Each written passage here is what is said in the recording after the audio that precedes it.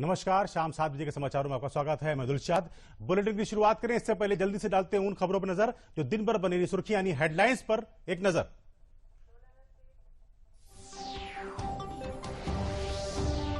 केंद्रीय गृह मंत्री अमित शाह ने आज एक विशेष साक्षात्कार में कहा, सुप्रीम कोर्ट ने सभी आरोपों को खारिज करके सिद्ध कर दिया कि गुजरात दंगे मामले में प्रधानमंत्री पर लगाए गए आरोप राजनीतिक थे।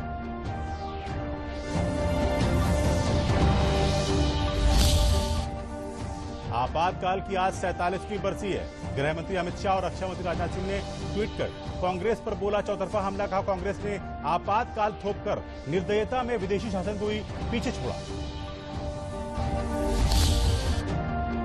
मुख्यमंत्री योगी आदित्यनाथ ने एक समारोह में प्रदेश के 11 लाख परिवारों को ऑनलाइन घरौनी का वितरण किया। कहा, भारत के इतिहास का एक महत्वपूर्ण पड़ाव।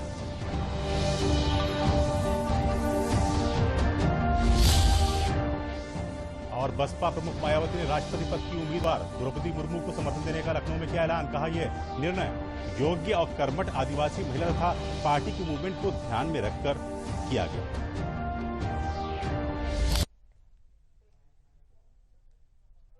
और अब समाचार विस्तार से। केंद्रीय गृह मंत्री अमित शाह से 2002 में गुजरात दंगों के दौरान जो हुआ उस पर एएनआई की संपादक स्मिता प्रकाश ने विशेष बातचीत की। गृहमंत्री ने कहा कि सुप्रीम कोर्ट ने सभी आरोपों को खारिज कर दिया है। सुप्रीम कोर्ट के फैसले ने सिद्ध कर दिया है कि सभी आरोप राजनीतिक रूप से प्रेरित थे। 19 साल के बाद सुप्रीम कोर्ट की खंडपीठ ने आज जो जजमेंट दिया है, उस जजमेंट से मोदी जी पर लगे हुए सारे गलत आरोप को खारिज कर दिया गया है। और ये भी कहा गया है कि कुछ लोगों ने उस आरोपों को पॉलिटिकली मोटिवेटेड तरीके से लगाया। और तीसरा, इससे भारतीय जनता पार्टी की सरकार पर जो धब्बा लगा था वो भी धुला है। और मोदी जी जैसे वैश्विक नेता पर जो गलत आरोप लगाए थे, मैं मानता हूं कि लोकतंत्र के अंदर मोदी जी ने संविधान का सम्मान कैसे हो सकता है, इसका एक आदर्श उदाहरण सभी राजनीति में काम करने वालों लोगों के सामने कर। गुजरात दंगे के मामले पर गृहमंत्री ने कहा कि इस मामले में गुजरात के तत्कालीन मुख्यमंत्री नरेंद्र मोदी से भी पूछताछ हुई थी, लेकिन तब भी किसी ने धरना प्रदर्शन नहीं किया था और हम लोगों ने कानून को सहयोग किया था।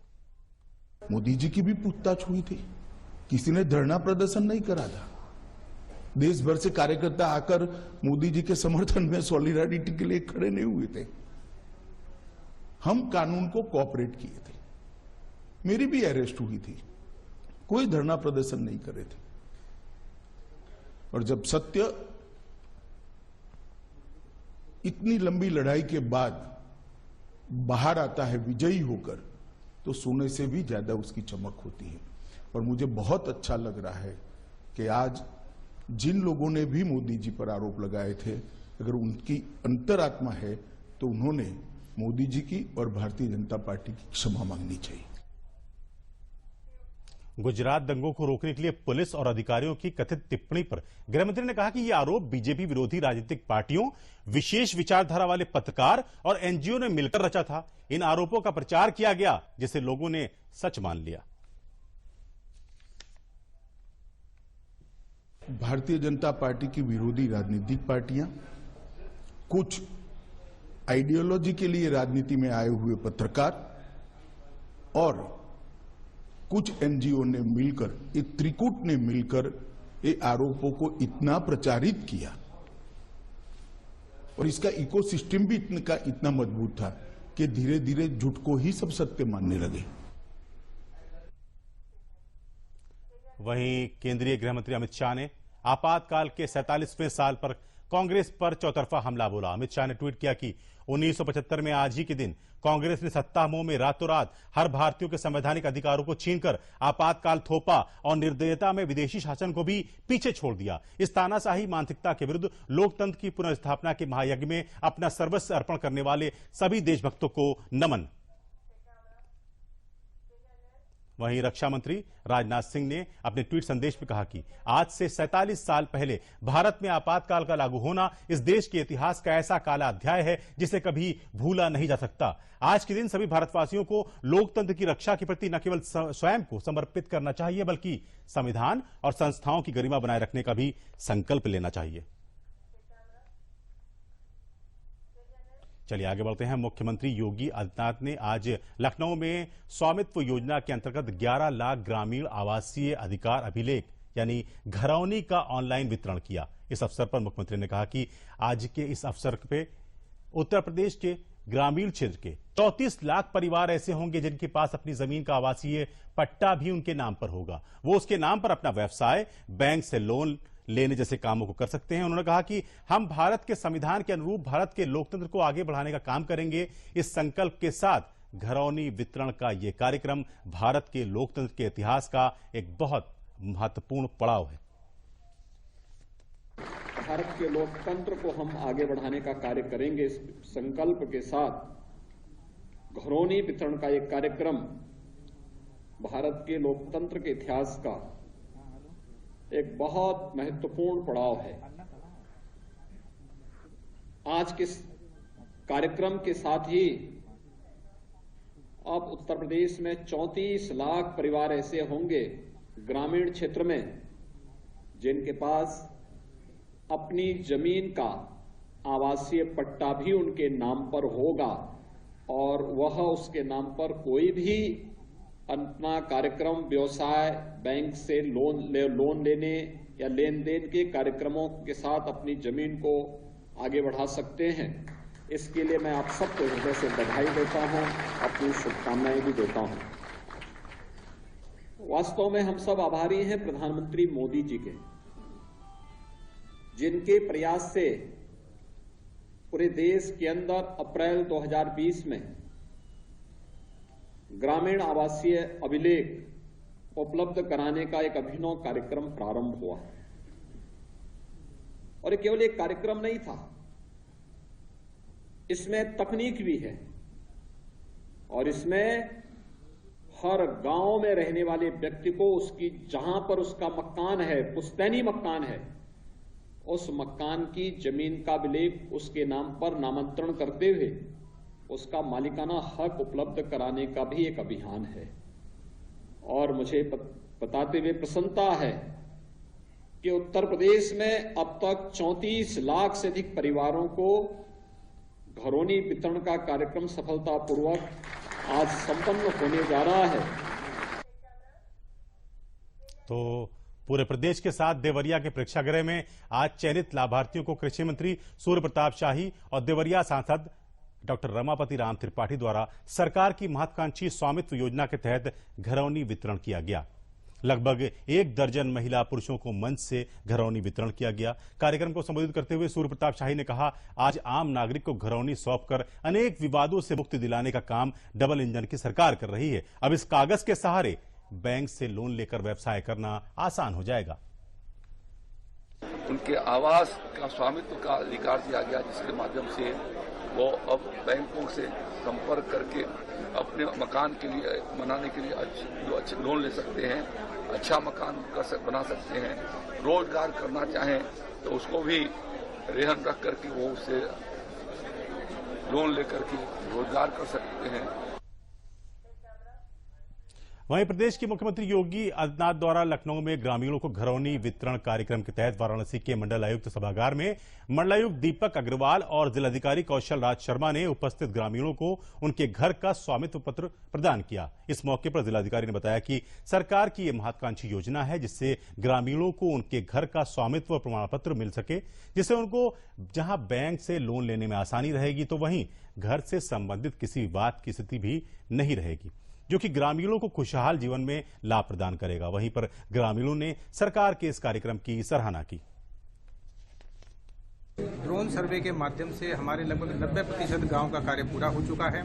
अब जो कुछ एयरपोर्ट के आसपास के गांव हैं वो बचे हैं। जितने भी गांव के कार्य पूरे हो गए हैं उनमें 40,000 से ज्यादा परिवारों की घरौनी जनरेट हो चुकी है।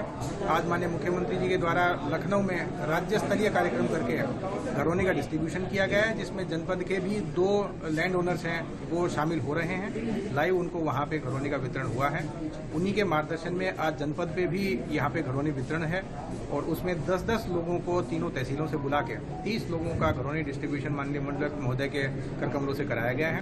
बाकी लोगों का डिस्ट्रीब्यूशन हम लोग गांव में ही छोटे छोटे कैंप लगा के कराएंगे और इसके बाद सेकंड स्टेज में जितने भी गांव हमारे शहर में आ गए हैं उनका भी 87 गांव का सर्वे शुरू होना, उनका भी घरौनी का कार्य होना है। आने वाले 6 महीने में जब उनका कार्य पूरा हो जाएगा तो उनको भी घरौनी वितरण कराया जाएगा। उनका सीमांकन हो गया, मेरी प्रॉपर्टी हो गई, चिन्हित हो गई, हमारा उसको बाउंड्री होगा, कोई बवाल नहीं, विवाद नहीं रहेगा।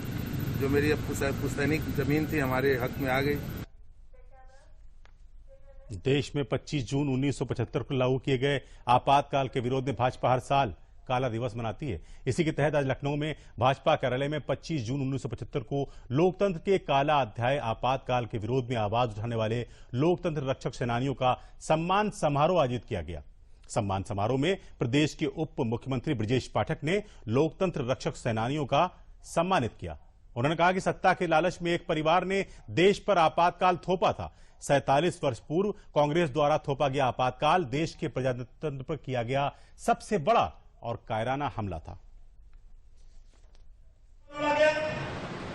आज तक कोई विद्वान आदमी कभी चर्चा में इस बात को नहीं ला पाया। मुझे दुख होता है कि महात्मा गांधी इन गांधियों से कोई लेना देना नहीं रखते थे। उनके तत्कालीन राजपाट को चलाने में नेहरू जी ने मदद की थी, वो गांधी नहीं थे। लेकिन इन लोगों को अच्छी तरह पता था कि महात्मा गांधी के नाम को अगर हम लोग चुरा लेंगे तो देश के भोले वाले लोग हमको अपना आशीर्वाद देंगे और हम लगातार सत्ता पर काबिज रहेंगे।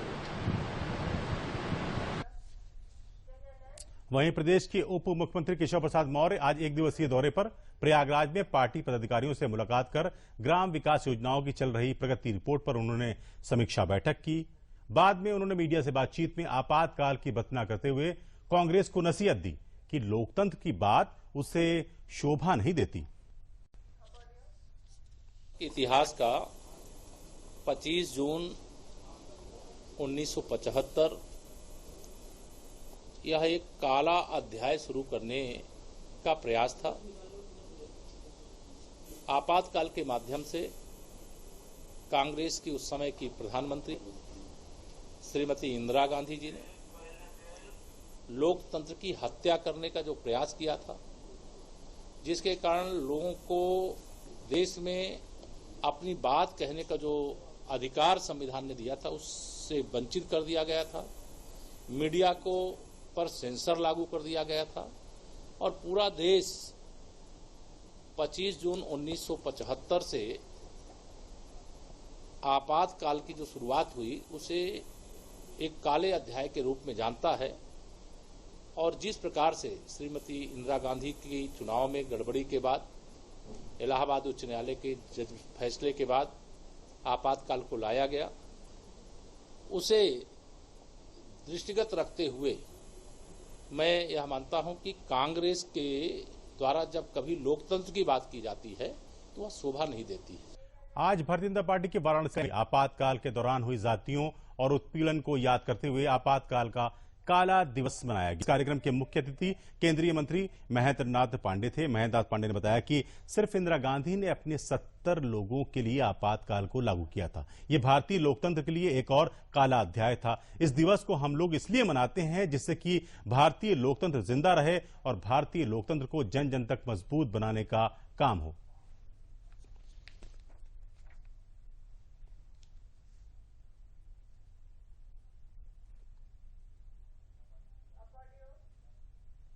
ये भारत के लोकतंत्र का बहुत ही असंवैधानिक, अलोकतांत्रिक और अत्याचार का एक बड़ा क्रूर कदम स्वर्गीय इंदिरा गांधी जी ने उठाया था और केवल अपनी सत्ता के लोभ में हम सब काला दिवस प्रतिवर्ष हम सब इसलिए इसमें मना करके ताकि लोकतंत्र में लोग उन क्षणों को और लोगों को लोकतंत्र के लिए किए संघर्षों को याद रखें और भविष्य में लोकतांत्रिक मूल्यों के लिए सारा आम नागरिक समर्पित रहे। आपको बता दें कि सिविल सेवा मुख्य परीक्षा की तैयारी करने वाले छात्रों को प्रदेश की योगी सरकार एक बड़ा तोहफा देने जा रही है। सिविल सेवा मुख्य परीक्षा की तैयारी कर रहे छात्रों को समाज कल्याण विभाग निःशुल्क तैयारी कराएगा। ये जानकारी प्रदेश के समाज कल्याण मंत्री असीम अरुण ने पत्रकारों से बात करते हुए दी। उन्होंने बताया कि योगी सरकार ने सिविल सेवा की प्री परीक्षा पास कर मुख्य परीक्षा की तैयारी कर रहे छात्रों को प्राइवेट कोचिंग के लिए 45,000 फीस और अन्य खर्च के लिए 10,000 यानी 55,000 रुपए स्कॉलरशिप देगी। उन्होंने बताया कि मुख्यमंत्री अभ्युदय योजना के तहत 7 स्थानों पर चल रही कोचिंग में ऑनलाइन कोचिंग की व्यवस्था की गई है। अनुसूचित जाति और सामान्य वर्ग के अभ्यर्थियों को मुख्य परीक्षा की तैयारी कराई जाएगी। अभ्यर्थी 5 जुलाई तक आवेदन कर सकते हैं। योजना का लाभ उठाने के लिए परिवार वालों की वार्षिक आय 1 लाख तक होनी चाहिए। इससे पहले मंत्री असीम अरुण ने आपातकाल दिवस के अवसर पर लोकतंत्र सेनानियों को सम्मानित किया।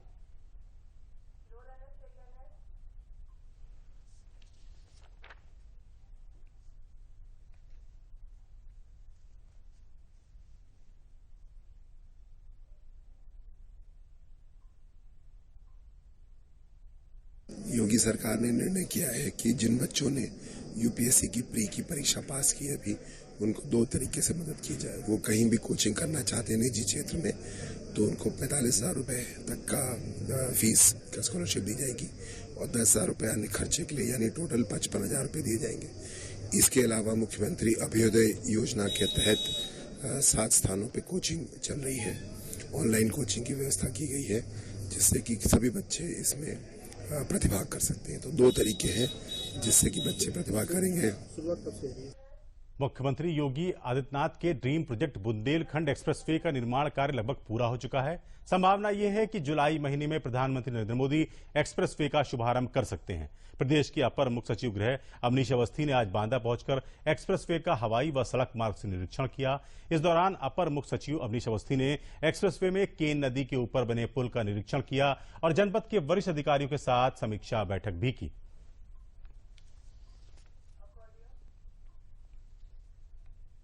सभी लोगों ने ये निर्देश दिया है इसको जल्दी से जल्दी पूरा कर लें। आज तक लगभग 97% काम पूरा हो गया है और बहुत तेजी से जहां काम अधूरा है उसको अगले 10 दिन में 5 तारीख तक पूरा कर ले रहे हैं और हमारा जो है प्रयास है कि इसको हम जल्दी इसको चालू कर दें। जुलाई के द्वितीय सप्ताह में आदरणीय प्रधानमंत्री जी का उद्घाटन यहाँ संभावित है। और बहुजन समाज पार्टी की राष्ट्रीय अध्यक्ष मायावती ने राष्ट्रपति चुनाव में एनडीए की राष्ट्रपति उम्मीदवार द्रौपदी मुर्मू को समर्थन देने का ऐलान किया है। उन्होंने अपने बयान में कहा कि हमारी पार्टी ने आदिवासी समाज को अपने मूवमेंट का खास हिस्सा मानते हुए द्रौपदी मुर्मू को राष्ट्रपति पद के लिए अपना समर्थन देने का निर्णय लिया है। हमने यह महत्वपूर्ण फैसला बीजेपी और एनडीए के पक्ष या विपक्षी पार्टी के विरोध में नहीं लिया, बल्कि अपनी पार्टी के मूवमेंट को ध्यान में रखते हुए एक आदिवासी समाज की योग्य और कर्मठ महिला को देश का राष्ट्रपति बनाने के लिए यह फैसला लिया है। इधर लखनऊ में आज उत्तर रेलवे ने 67वें रेल सप्ताह समारोह का आयोजन किया, जिसकी अध्यक्षता मंडल रेल प्रबंधक सुरेश कुमार सप्रा ने किया। इस अवसर पर उत्कृष्ट कार्य निष्पादन एवं उल्लेखनीय सेवाओं के लिए व्यक्तिगत पुरस्कारों की श्रेणी में अलग अलग विभागों के 151 कर्मचारियों को पुरस्कृत किया गया, जबकि विभिन्न विभागों एवं अधिकारियों को 19 दक्षता शील्ड भी प्रदान की गई।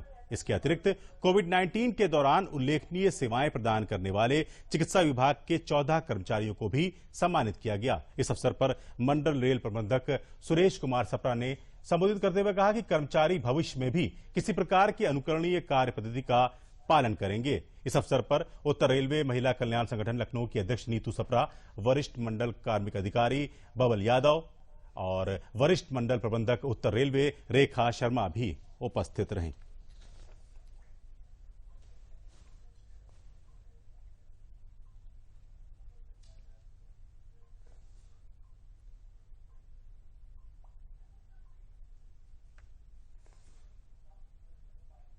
एक स्टेशन एक उत्पाद, जैसे एक जिला एक उत्पाद की योजना उत्तर प्रदेश सरकार ने शुरू की थी, उसी प्रकार से रेल मंत्रालय ने एक स्टेशन एक उत्पाद की योजना शुरू की है, जिसकी शुरुआत पायलट प्रोजेक्ट के रूप में लखनऊ मंडल के वाराणसी स्टेशन पर की गई थी, जहां पर कास्ट कला के नमूने रखे गए थे वहां पर लोगों के विक्रय के लिए।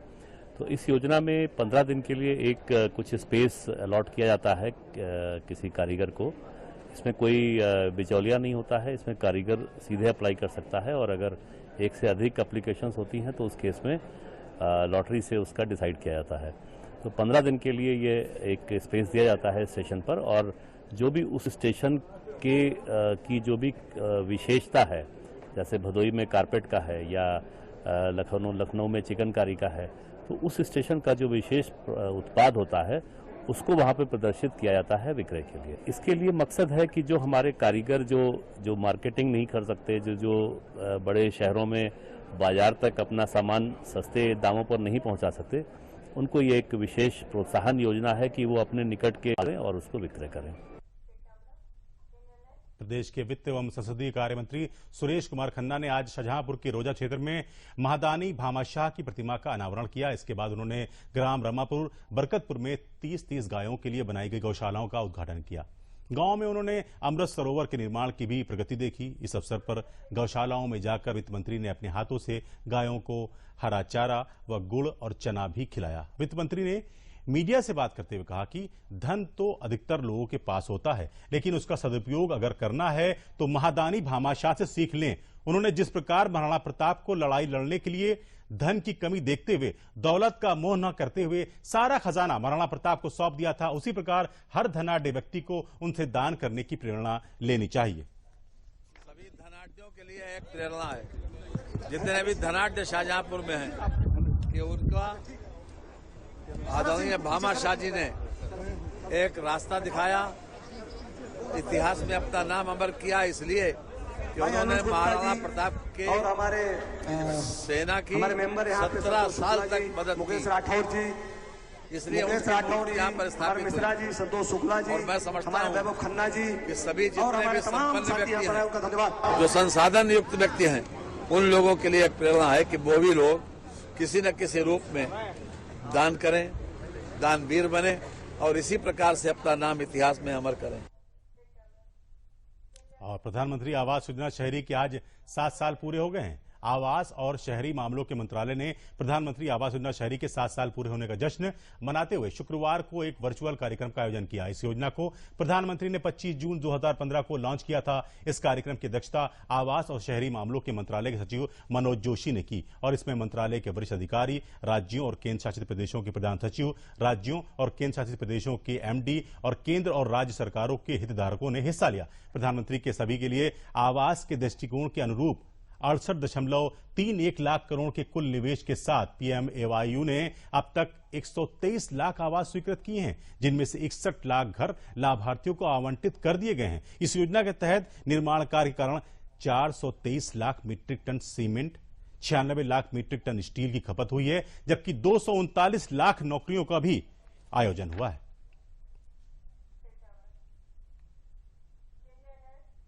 उन्नाव कानपुर के लेदर निर्यातकों को भारत की आर्थिक तरक्की में विशेष भूमिका निभाने और उत्तर प्रदेश की इकोनॉमी में बढ़ोतरी करने के लिए आज उन्नाव में सम्मानित किया गया। कैबिनेट मंत्री राकेश अजान ने इस सम्मान समारोह में आए उद्योगपतियों को संबोधित करते हुए कहा कि एमएसएमई में आज उत्तर प्रदेश को पूरे देश में सबसे आगे चल रहा है। हम ईज ऑफ डूइंग बिजनेस में देश में दूसरे नंबर पर हैं। सचान ने कहा कि इस तरह के अवार्ड हमारे निर्यातकों को प्रोत्साहित करके देश की आर्थिक तरक्की को आगे ले जाते हैं। जो लेदर इंडस्ट्री है, इनके द्वारा जो निर्यात किया गया, इसे निर्यात प्रोत्साहन के लिए हम इस कार्यक्रम में आए। 94 अपने जो उद्यमी है उनको हम लोगों ने प्रोत्साहित किया है, उनको पुरस्कार दिया। पहले ये अवार्ड चेन्नई में होते थे, लेकिन ये रीजनल यहाँ पे हुए हैं, जिसकी वजह से हमारे जो जिनको पुरस्कार मिले हैं वो तो प्रोत्साहित हुए हैं। इसके अलावा जो अभी काम कर रहे हैं और वो आगे और बेहतर काम करने के लिए प्रोत्साहित हुए हैं।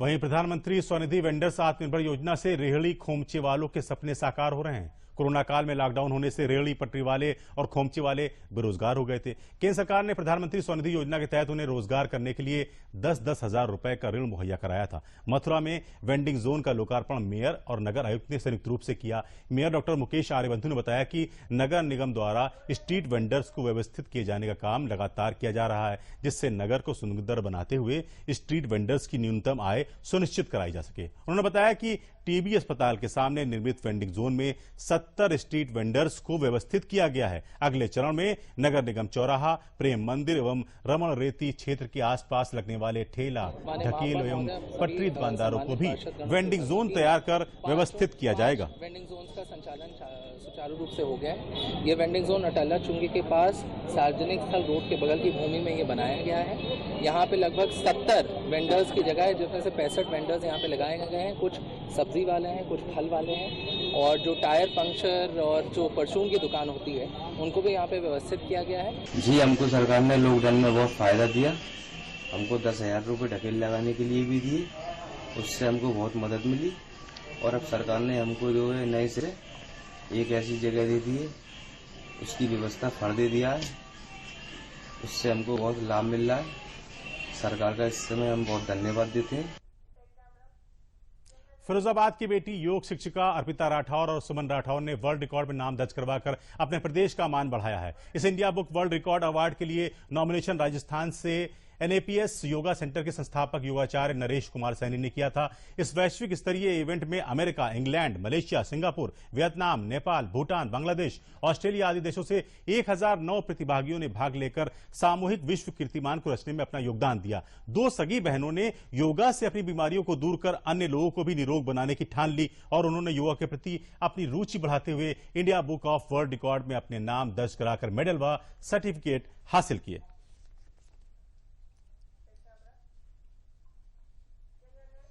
शनिवार का दिन निकलते ही खोड़ा के संगम पार्क में परचून की दुकान के अंदर लगी भीषण आग के चलते 6 लोग बुरी तरह आग की चपेट में आए, जिसके अंदर एक ही परिवार के 3 लोग मौजूद थे, जिसमें जनरल स्टोर चलाने वाले अशोक प्रजापति, उनका बेटा विवेक प्रजापति एवं उनकी बेटी आरती प्रजापति आग में झुलसने वालों में। इसके अलावा सामने से गुजर रहे ट्रैक्टर ड्राइवर व दुकान पर सामान ले रहे 4 अन्य व्यक्ति भी मौजूद थे, जिनकी पहचान अभी होना बाकी है। वहीं मुख्य अग्निशमन अधिकारी सुनील कुमार सिंह ने बताया कि प्रथम दृष्टया आग लगने की वजह गैस रिफिलिंग बताया जा रहा है। साथ बारिश हो सकती है। इस बूंदाबांदी में तेज हवा भी चलने के संकेत हैं। इन स्थानों में जौनपुर, प्रयागराज, शाहजहांपुर, पीलीभीत, लखीमपुर खीरी, सीतापुर, महाराजगंज, संत कबीर नगर, बस्ती, सिद्धार्थनगर, बलरामपुर, श्रावस्ती, आजमगढ़, वाराणसी जनपद के इलाके शामिल हैं। और अब अंत में प्रमुख समाचार एक बार फिर। केंद्रीय गृहमंत्री अमित शाह ने आज एक विशेष साक्षात्कार में कहा, सुप्रीम कोर्ट ने सभी आरोपों को खारिज करके सिद्ध कर दिया कि गुजरात दंगे मामले में प्रधानमंत्री पर लगाए गए आरोप राजनीतिक थे।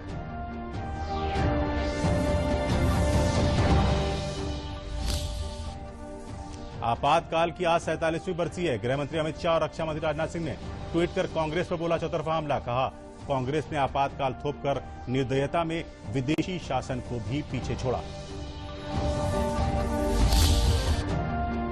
मुख्यमंत्री योगी आदित्यनाथ ने एक समारोह में प्रदेश के 11 लाख परिवारों को ऑनलाइन घरौनी का वितरण किया। कहा, भारत के इतिहास का एक महत्वपूर्ण पड़ाव।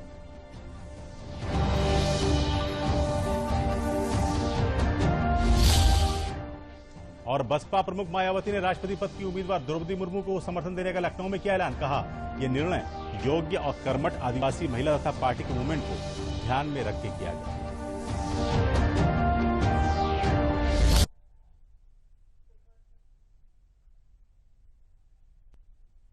इसी के साथ समाचार समाप्त हुए, लेकिन आप देखते रहिए दूरदर्शन उत्तर प्रदेश। नमस्कार।